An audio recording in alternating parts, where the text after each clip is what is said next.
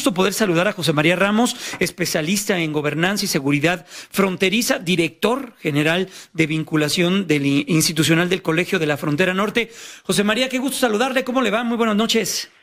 ¿Qué tal, Jaime? Encantado de estar contigo y con tu auditorio. ¿Cómo está todo por allá? ¿Cómo se prepara Estados Unidos? Pues estábamos viendo lo que sucedió apenas el 11 de septiembre, recordando aquel hecho histórico de las Torres Gemelas, el proceso electoral que está viviendo Estados Unidos. ¿Cómo va todo eso caminando y cómo impacta a la población hispana en Estados Unidos? Pues, Jaime, sin duda alguna fue un hecho bastante lamentable, y que aquí lo vivimos de manera muy particular en esta frontera, porque tuvimos algunos problemas hace 19 años para lograr una agilización el cruce de las personas, autos y mercancías. Sin embargo, aquí lo que hay que destacar es que 19 años después se logró construir un proyecto que se ha denominado algo así como la frontera del siglo XXI, que básicamente lo que plantea es un esquema que quizás se puede aplicar para el caso de la pandemia. Es decir, hace 19 años se planteó fortalecer los esquemas de control, de una eficaz política de intercepción de terroristas, pero que esto no implicara la disminución del tráfico de personas, autos y mercancías. Te pongo un indicador muy rápidamente. Si en el 2001 teníamos aproximadamente 15, en el caso de Tijuana, San Diego, 15 filas para cruzar hacia el vecino país, hoy tendríamos cerca de 25 aproximadamente. En aquel entonces no teníamos un cruce inteligente, Smart Car.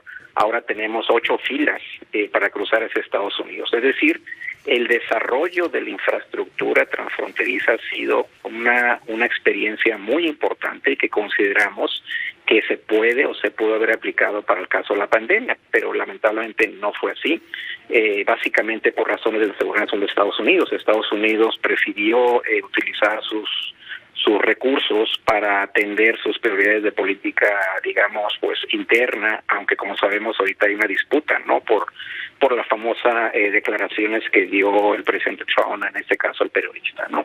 Y bueno, esto sí va a poder impactar. ¿A minimizar, te refieres cuando minimiza el hecho de la pandemia que se dieron a conocer hace apenas unos días? Exactamente, sí, me refiero a esa parte, ¿no? Y sin embargo, bueno, pues sabemos lo que se está ahorita caracterizando Estados Unidos, y que aquí en esta frontera pues lo estamos viviendo, y es ahí donde yo planteo que viene un escenario interesante. Es decir, este año suscribimos un acuerdo comercial con Estados Unidos de los más importantes, sin embargo la frontera está cerrada para los residentes fronterizos con visa estadounidense, ¿no? Esto me parece algo contradictorio. Y la otra parte del gran reto es que lo planteaba en la colaboración que les hice llegar, pues yo considero que pues cerrada la frontera en el mes de Acción de Gracias, que esto sería para tercera semana de noviembre, pero cerrada en el contexto electoral del 3 de noviembre, pues yo creo que sí es una situación muy complicada y que afectaría sobre todo al candidato republicano. Por eso mi argumentación sería que probablemente se pudiera abrir esta frontera, porque pues estamos viviendo una situación inaudita, ¿no? O sea, se entiende la problemática, pero hace 10 años, cuando tuvimos la problemática del H1N1, pues la experiencia de cooperación transfronteriza en materia de salud fue muy importante y fue muy eficaz. Y ahora, por las razones de seguridad nacional planteadas por Estados Unidos, estos mecanismos lamentablemente no están funcionando como deberían de funcionar. El modelo alemán y todo eso de la seguridad de la pandemia también hubiera sido bueno implementarlo para nosotros, bueno, para Estados Unidos, y coyunturalmente pudiese haber beneficiado a los países de la región. Así es, Jaime, pero incluso yo dejo de lado el modelo alemán, yo dejo el modelo que hemos construido en esta frontera. Oye, a ver, José María, pero Donald Trump y sus autoridades, más Donald Trump que sus autoridades, ellos han dicho y ellos resaltan mucho que han hecho miles y millones de pruebas y en eso han basado mucho su estrategia, cuando en un momento la Organización Mundial de la Salud decía test, test, test. Entonces, ¿en dónde no cuadra el hecho de la estrategia con que no ha dado los resultados que lo vemos con casi 200,000 muertos y un número muy importante de contagios? Pues mira, creo que hay dos dimensiones. La dimensión nacional sería, bueno, dimensión nacional hay dos elementos claves. Uno es esta política que tú comentas, o sea, esa dimensión nacional que la han criticado los demócratas, es decir, este desinterés que ha planteado en este caso el Ejecutivo y que hubiera planteado, bueno, pues mayor financiamiento, una mayor colaboración, etcétera, etcétera. Está la otra dimensión que también se ha debatido mucho, ¿no? Que se dice, bueno, no, es que no es responsable el gobierno federal, sino son los estados, y por eso se discute, entonces el caso de Nueva York, que tuvo 40,000 muertes, ¿quién es responsable? ¿Es responsable el Estado o la Federación?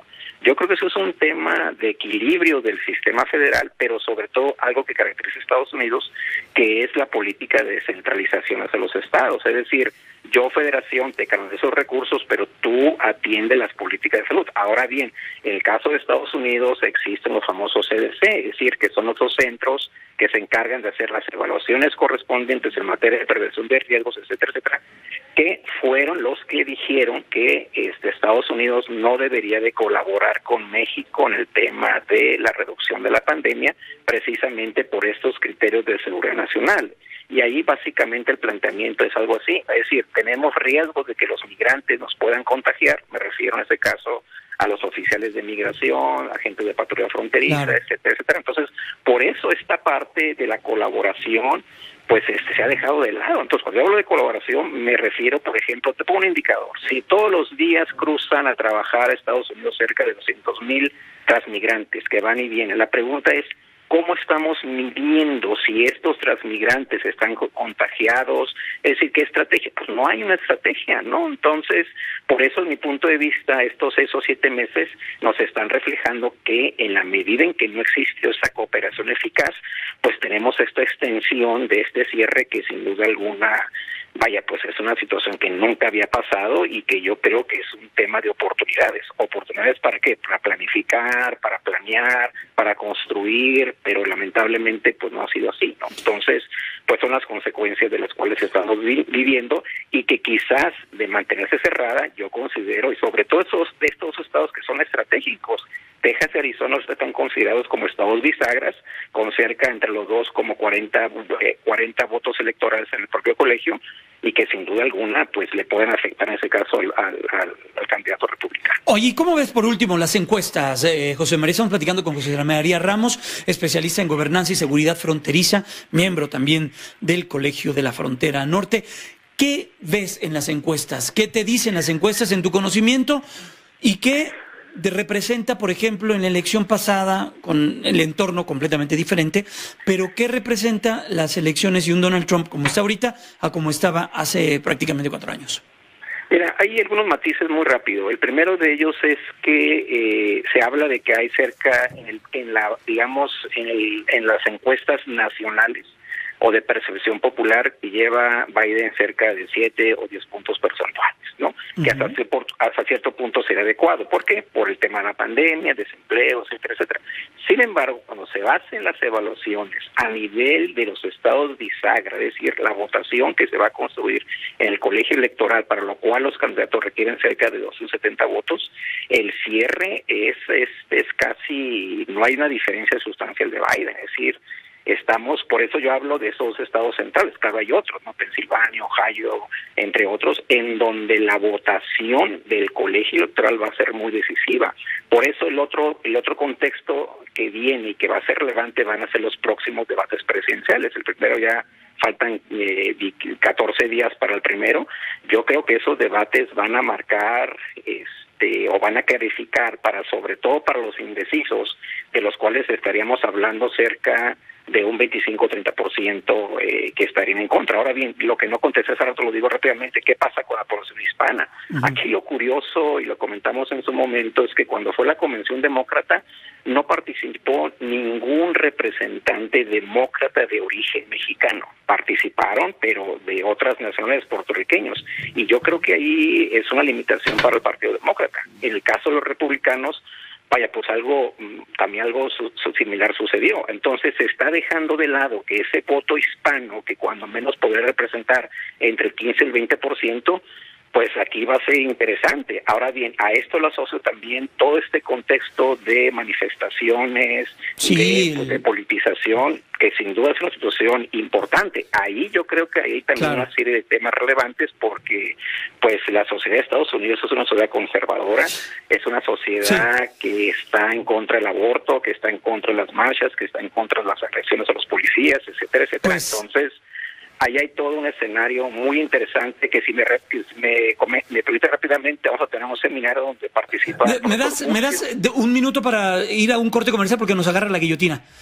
Ya regresamos rápidamente con José María Ramos. José María, disculpa, tuvimos el corte que hacerlo de manera obligada, pero ya te escuchamos que van a tener un seminario. ¿Cómo están implementando estos seminarios vía webinars, vía Zooms? Esta nueva realidad pues nos está metiendo de lleno la tecnología, ¿será así?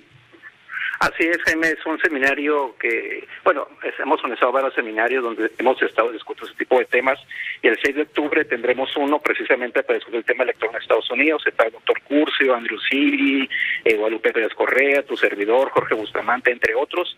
Y la idea es precisamente tener distintas posiciones acerca de lo que está pasando en Estados Unidos y sobre todo en esta coyuntura. Yo creo que esta coyuntura nos estamos enfrentando a unas elecciones más importantes en la historia de Estados Unidos y en la medida que del ámbito académico, gubernamental, sociedad civil, discutamos el tema de Estados Unidos, sin duda alguna, todos salimos ganando. Bueno, pues ya lo veremos. ¿Alguna página de internet, José María, para que también estemos atentos? Seguramente habrá mucha información generándose alrededor de la elección. Esta plática que llevamos a cabo hace unos minutos, bueno, se basó en lo muy importante que va a ocurrir el próximo mes de noviembre, los primeros días de noviembre. Página de internet del colegio para que estemos cercanos a la información que se va generando. Así es, Jaime, es www.coles.mx a partir de las 10 de la mañana, hora del centro del país. Perfecto, muchas gracias, José María, cuídate mucho. Muy buenas tardes para ti. Tijuana. Hasta pronto. Igual, allá todavía son tardes, son ya las 6:38 allá en Tijuana, Baja California. Así que bueno, pues un saludo grande a los amigos que nos están escuchando en Tijuana, Baja California, toda la parte que está en el Pacífico mexicano, en 1 hora menos, 2 horas menos, dependiendo en la parte del uso horario donde usted nos escuche y nos sintonice a través de Telefórmula. Hoy